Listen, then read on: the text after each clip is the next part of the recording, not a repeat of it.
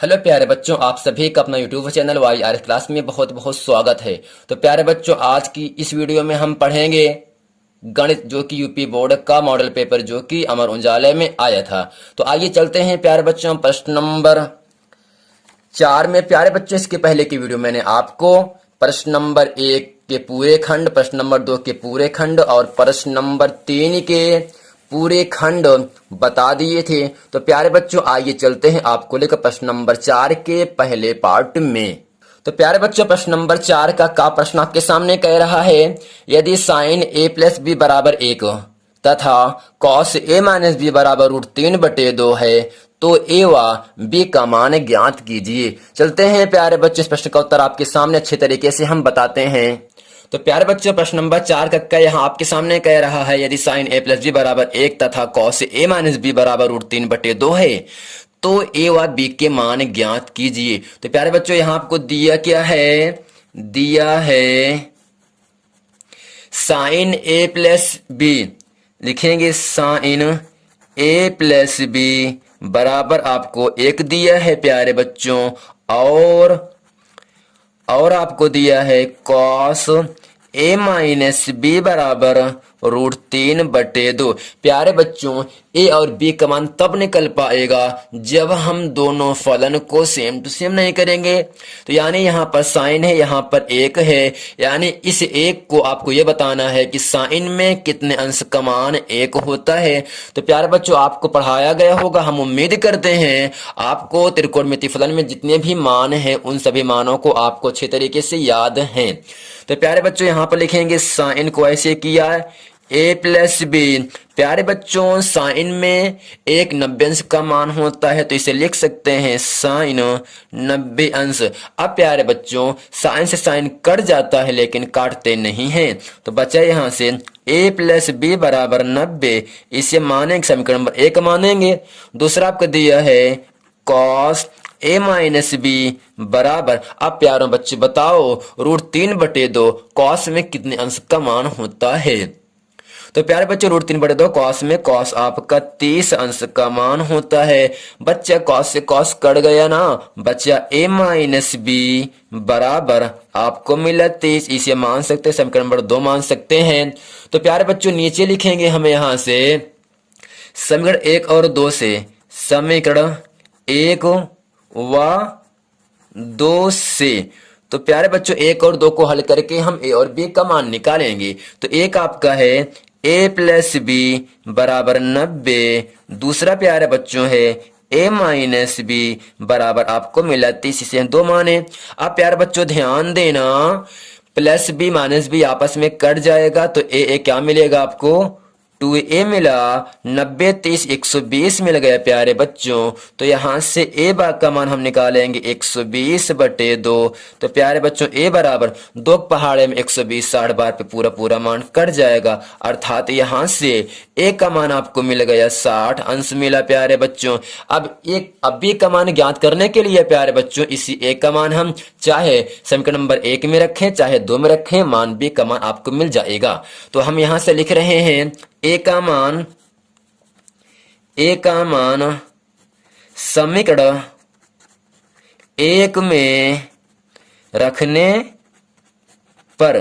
तो प्यारे बच्चों बताओ ध्यान से, समीकरण नंबर 1 आपका क्या है, a प्लस बी बराबर 90। तो यहां से लिखेंगे a प्लस बी बराबर 90। अब प्यारे बच्चे बताओ, a के स्थान पर हम क्या लिख सकते हैं, 60 प्लस b का मान ज्ञात करना है बराबर 90।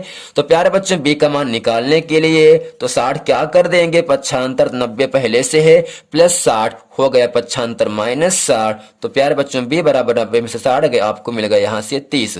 अब प्यारे बच्चे बताओ, इस पूरी सवाल में आपसे इतना ही कह रहा है, साइन a प्लस बी बराबर 1 दिया, कॉस a माइनस बराबर √3/2 दिया, तो a व b का मान क्या होगा। जब तक प्यारे बच्चों साइन साइन बराबर नहीं करेंगे तब तक का मान वहां से कोण का मान निकलेगा नहीं। तो साइन साइन के बराबर कर दिए, साइन साइन कट जाता है, कोण बचा यहाँ से, कॉस कॉस कट गया, कोण बचा। इसे 1 इसे 2 माना, 1 और 2 को हल करके मैंने आपके सामने a और b का मान अच्छे तरीके से प्राप्त कर लिया। तो प्यारे बच्चों, उम्मीद करते हैं प्रश्न नंबर 4 का खंड आप समझ गए हैं। चलते हैं आपको लेकर प्रश्न नंबर 4 के खा पार्ट। तो प्यारे बच्चों प्रश्न नंबर 4 का खा प्रश्न आपके सामने कह रहा है, दिखाइए कि किसी धनात्मक पूर्णांक पूर्ण वर्ग संख्या होने के लिए 8k+1 के रूप का होना चाहिए। तो प्यारे बच्चों कह रहा है विषम धनात्मक पूर्णांक यानी 8k+1 या कह सकते हैं 8k+3 कह सकते हैं या 8k+5 भी कह सकते हैं। तो यानी आपको सिद्ध करना है धनात्मक विषम पूर्णांक का वर्ग संख्या के लिए 8k+1 के रूप का हो सकता है। चलते हैं इस प्रश्न का उत्तर आपके सामने अच्छे तरीके से हम सॉल्व करते हैं। तो प्यारे बच्चों यहां से धनात्मक विषम पूर्णांक नहीं दिया है तो हम मानेंगे माना धनात्मक विषम पूर्णांक धनात्मक विषम पूर्णांक ए है। क्या माने प्यारे बच्चों, विषम पूर्णांक क्या है? ए है। अब प्यारे बच्चों बताओ, आपको सिद्ध करना है लिखेंगे यहां से सिद्ध करना है पूर्ण वर्ग संख्या होने के लिए यानी धनात्मक विषम पूर्णांक का वर्ग धनात्मक विषम पूर्णांक का वर्ग 8k+1 या 8k+3 विषम आएगा, ठीक है, या 8k+5 के रूप का होता है। अब प्यारे बच्चों आपको पढ़ाया गया क्लास में एक आपका सूत्र होता है जिसे हम कहते हैं यूक्लिड विभाजन एल्गोरिथम के नाम से जानते हैं। तो यहां से हम लिखेंगे यूक्लिड विभाजन प्रमेयिका से। तो प्यारे बच्चों फार्मूला यहां से होता है a बराबर BQ+R, जहां R का मान 0 से बड़ा रहता है और B से छोटा रहता है। अब प्यारे बच्चों प्रश्न ये बनता है B का मान क्या होगा? बताओ प्यारे बच्चों, जो k का गुणांक लगा होगा, जो k के साथ गुणे में संख्या होगा, वही आपका B का मान कहलाता है। तो प्यारे बच्चों यहां से B का मान जो है आपके सामने कितना है? 8 है ना। तो कितना है प्यारे बच्चों? 8 है। तो यहां से लिखा a बराबर b का मान 8। अब प्यारे बच्चों बताओ ध्यान से, इस क्यों को क्यों रहने दिया? प्लस r का मान यहां से कितना दिया है? 3 है, फिर 5 है और क्या पहला 1 है ना। तो प्यारे बच्चों ध्यान दीजिएगा, पहला फॉर्म क्या है? 8k+1 है ना। तो यहाँ पर क्या हो गया? आपका r का मान 1 हो गया। तो प्यारे बच्चों a बराबर 8q+1 है, तो इसका क्या कह रहा है? वर्ग करना कह रहा है ना। तो इसे हम क्या करेंगे? दोनों पक्षों का वर्ग कर देंगे। तो यहां से लिखेंगे प्यारे बच्चों दोनों पक्षों का वर्ग करने पर। अगर प्यारे बच्चों यहाँ कहता घन करने की बात कहता तो हम a बराबर 8k+1 को हम घन कर देते, लेकिन कह रहा है धनात्मक विषम पूर्णांक का वर्ग करने के बाद आपको 8k+1 या 8k+3 या 8k+5 के रूप का प्राप्त करना है। तो यहां से हम करते क्या है? दोनों पक्षों का वर्ग कर दिया यहां से प्यारे बच्चों। तो ये आपको मिला a का वर्ग a² बराबर 8q+1 पूरे का होल स्क्वायर लग गया। अब प्यारे बच्चे बताओ, आपको पढ़ाया गया होगा a+b का होल स्क्वायर।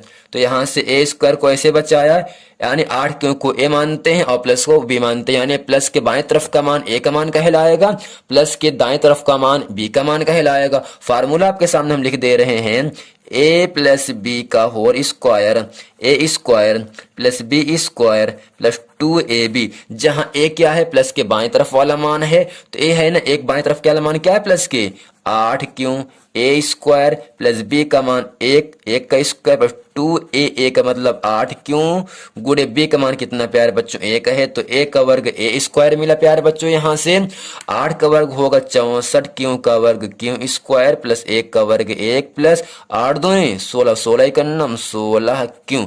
अब प्यारे बच्चों आपको ध्यान देना है, यहाँ से ए स्क्वायर बराबर आपको प्रूफ करना है 8k + 1 प्रूफ करना है ना।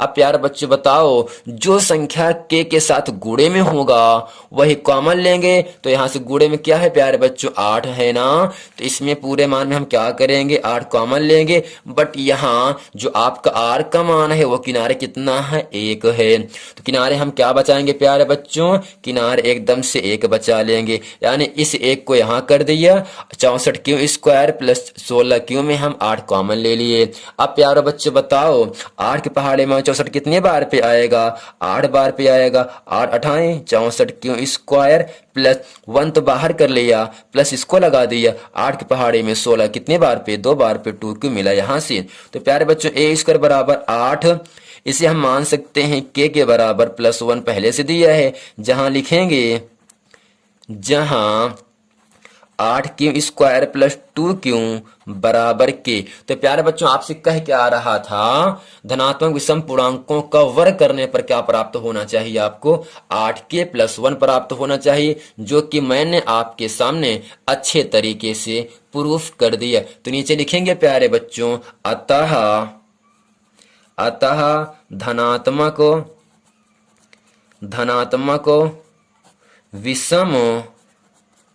विषम पूर्णांक का वर्ग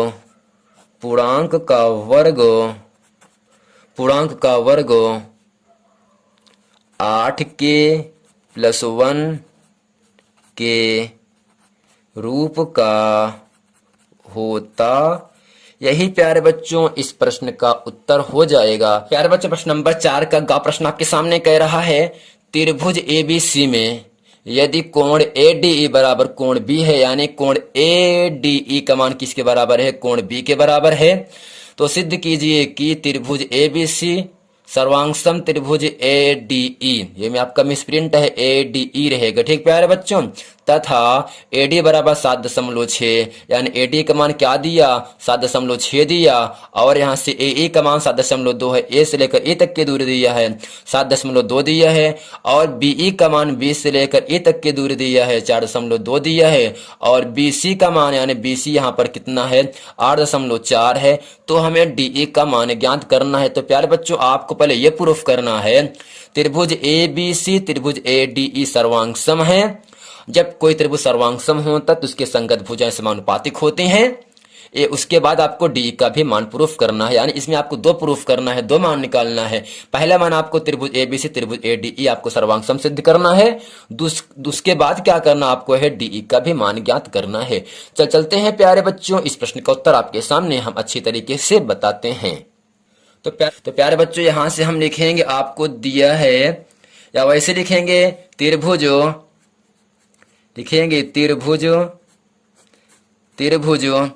ADE और त्रिभुज ABC में अब प्यारों बच्चों बताओ ध्यान से, यहाँ आपको दिया है कोण ADE अर्थात ये कोण इस कोण के बराबर है। तो यहाँ लिखेंगे कोण ADE बराबर कोण B के बराबर, और कोण B को हम लिख सकते हैं कोण ABC। अब प्यारों बच्चों बताओ इन दोनों कोणों में ये दोनों कोणों में क्या है, उभयनिष्ठ कोण है ना। तो यहां से लिखेंगे हम कोण A बराबर कोण A, यहां लिखेंगे ब्रैकेट में उभयनिष्ठ कोण। क्या लिखेंगे प्यारे बच्चों, उभयनिष्ठ कोण लिखेंगे ना। और ये क्या आपको है, ये आपको दिया है। अब प्यारे बच्चों बताओ, आपको मैंने बताया था यदि किसी त्रिभुज की 2 कोण 2 भुजाएं बराबर हैं तब दोनों त्रिभुज क्या होते हैं, त्रिभुज सर्वांगसम हो जाते हैं। यानी 2 कोण बराबर यहां से लिखेंगे एंगल ए, यानी कोण समरूपता से। यदि प्यारे बच्चों किसी त्रिभुज के 2 कोण बराबर होते हैं तो क्या होते हैं, त्रिभुज आपके सर्वांगसम होते हैं। इसलिए त्रिभुज ADE सर्वांगसम त्रिभुज AB सी। ये पहले आपको प्रूफ करना था, मैंने आपके सामने अच्छे तरीके से प्रूफ कर दिया।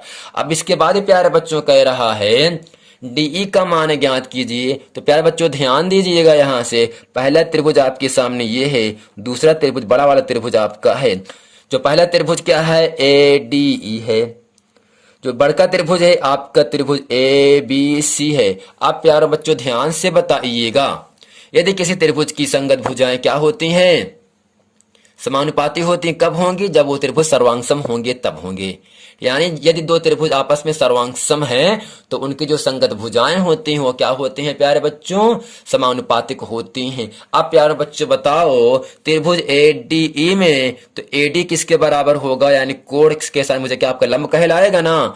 यानी जो कोण यहाँ पर एडी है आपका लंब है, और कोण की जो सामने भुज आपका होता है एई है ना, इसे क्या कहते हैं, कर्ण कहते हैं। यानी एडी लंब बड़के त्रिभुज के लंब क्या होगा, यहां से ए बी हो जाएगा बराबर। अब प्यारे बच्चों ध्यान से बताइएगा, यहाँ पर डीई क्या है आपका आधार है, यानी छोटके त्रिभुज के आधार क्या है आपका डीई है, जबकि बड़के त्रिभुज के आधार क्या हो जाएगा आपका बीसी हो जाएगा। अब प्यारे बच्चों बताओ, अब यहां से कोण के समभुजक क्या आपका एई है ना, इसे क्या कहेंगे कर्ण, यानी कोण एई बटे बड़के त्रिभुज कोण आपका बी है, बी का समभुज आपका है एसी, तो इसे लिखेंगे एसी। अब प्यारे बच्चों बताओ ध्यान से, यहाँ आपको निकालना है डीई का मान ना, किसका मान निकालना है प्यारे बच्चों, डीई का मान निकालना है। तब हम केवल पहले और दूसरे को मान को ले लेंगे और यहाँ से डीई का मान निकालेंगे। यहाँ से लिखेंगे तो एडी बटे ए बी बराबर डीई बटे बीसी। अब प्यारे बच्चों ध्यान से बताइएगा, एडी का मान कितना आपके सामने है 7.6 है, जबकि ए बी प्यारे बच्चों इसे दो भागों में बांटा गया है, ए ई धन ई बी। तो इसे लिख सकते हैं ए बी को हम यहाँ से ए ई धन ई बी बराबर आपका है डीई बटे बीसी। बीसी का मान आपके सामने कितना है प्यारे बच्चों 8.4 है, तो 7.6 बटे ए का मान प्यारे बच्चों कितना आपके सामने है 7.2 आपके सामने दिया है ना, तो यहाँ लिखेंगे 7.2 प्लस ईबी का मान कितना है प्यारे बच्चों, ई से लेकर बी तक की दूरी 4.2 दिया है, तो लिखेंगे 4.2 बराबर डीई बटे 8.4। अब प्यारे बच्चों ध्यान देना, आपको यहाँ से है तो 7.6 को ऐसे लिखा, 7.2 प्लस 4.2 को जोड़ेंगे तो 7 4 11 आपको 4 मिला बराबर डीई बटे 8 आपको 4 मिल गया प्यारे बच्चों। अब प्यारे बच्चों ध्यान से बताइएगा, दशमलव के उस तरफ कितने एक अंक हैं, एक अंक ये भी आपस में कट गया। अब ऊपर दशमलव है ना, ऊपर दशमलव को हटाने के लिए हम 10 से गुणा कर देते हैं, अर्थात ये आपका 76 बनेगा। दशमलव हट गया, 10 से गुणा करेंगे ऊपर तो नीचे आपका होगा 114 यानी 1140 मिला आपको यहाँ से डीई बटे 84 हो गया प्यारे बच्चों। ध्यान दीजिएगा प्यारे बच्चों, अब यहाँ से हम करते क्या है, यदि डीई का मान निकालेंगे तो 76 गुणे 84 बटे 1140 मिला यहाँ से। जब प्यारे बच्चों इसे हम 84 पहाड़े में आपको मिलेगा कितना प्यारे बच्चों मिलेगा, आप इसे पूरा गुणा कर देना। तो अब प्यारे बच्चों 76 में आपको गुणा करना है, 84 से गुणा करने के बाद प्यारे बच्चों 1140 से भाग कर देना। जब भाग करोगे तो आपको उत्तर यहां से मिल जाएगा 5.6, जो कि इस प्रश्न का उत्तर हो जाएगा। तो प्यारे बच्चों उम्मीद करते हैं ये पूरा प्रश्न आप इसे अच्छे तरीके से समझ गए हैं। चलते प्यारे बच्चों प्रश्न नंबर 4 का घ प्रश्न आपके सामने कह रहा है, भुजा 7 सेंटीमीटर वाले एक ठोस घन में 7 सेंटीमीटर ऊंचाई व 3 सेंटीमीटर त्रिज्या वाले एक शंकु के आकार का छेद किया गया शेष ठोस का आयतन ज्ञात कीजिए। तो प्यारे बच्चों आपसे कह रहा है एक घन है जिसमें क्या रखा गया, आपका शंकु है, शंकु के आधार को छेद किया गया है, शेष ठोस का आयतन आपको ज्ञात करना है।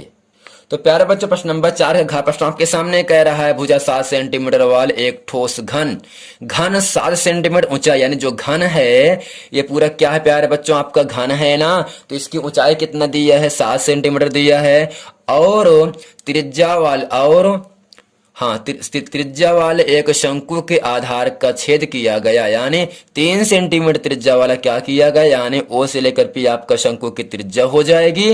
वो क्या कर दिया जा रहा है, उसकी सहायता से आपको छेद किया जा रहा है। तो शेष ठोस का आयतन क्या होगा, आप प्यारे बच्चों ध्यान से बताइएगा।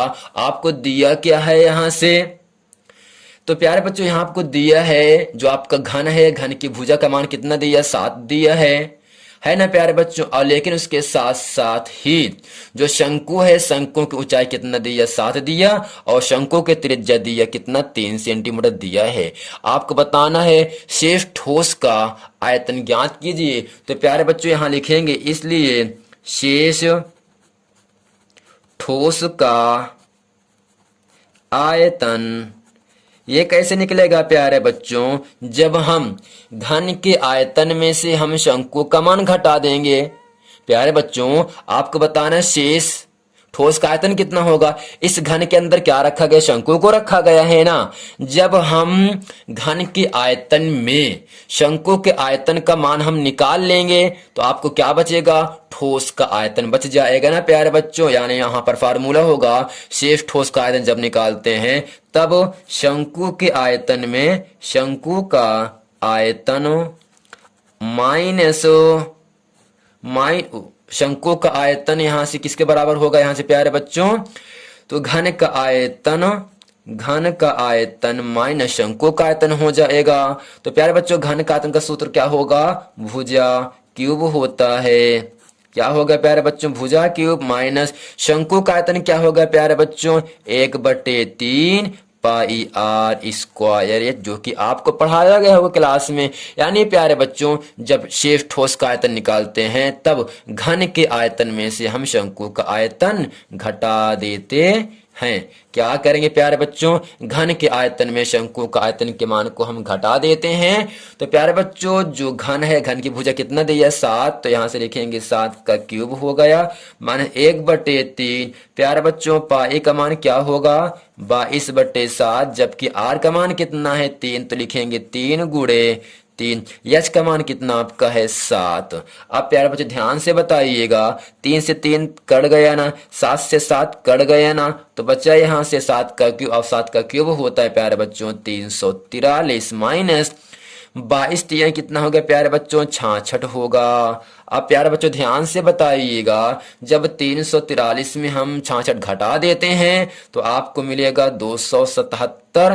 प्यारे बच्चों यहाँ से आपको शेष ठोस का आयतन ज्ञात करना था। कैसे ज्ञात होगा, जब घन के आयतन में शंकु वाले मान को हम घटा देते हैं तब आपको मिल जाता है शेष ठोस का आयतन। तो यानी घन का आयतन भुजा क्यूब होगा, शंकु का आयतन का सूत्र होता है 1/3 पाई आर स्क्वायर एच। भुजा का मान कितना दिया, 7, पाई का मान 22/7, आर का मान कितना दिया, 3, 3 गुणे 3, जबकि एच का मान कितना दिया, शंकु की ऊंचाई 7 दिया, तो 7 से 7 कटा, 3 से 3 कटा प्यारे बच्चों, 22 गुणे 3, 22 × 66 मिला। जब प्यारे बच्चों 373 में हम 66 घटा देते हैं तो आपको मिल जाता है 277, जो कि इस प्रश्न का उत्तर हो जाएगा। तो प्यारे बच्चों आपसे उम्मीद करते हैं ये पूरा प्रश्न आपको समझ में आया है। यदि ये वीडियो प्रश्न आपको समझ में आया है तो वीडियो को लाइक करें, कमेंट करें और सब्सक्राइब जरूर करें, ताकि आने वाला वीडियो आप तक आसानी से मिलता रहे। यदि प्यारे बच्चों यदि आपने इसके पहले का वीडियो प्रश्न नंबर 2, प्रश्न नंबर 3 नहीं देखें तो नीचे लिंक दिया है डिस्क्रिप्शन में, जाकर वहां पर आप उस वीडियो को देख लें, ताकि वो सभी प्रश्न वीडियो आपको अच्छे तरीके समझ में आ जाए। मिलते हैं अगले वीडियो में, तब तक के लिए थैंक यू।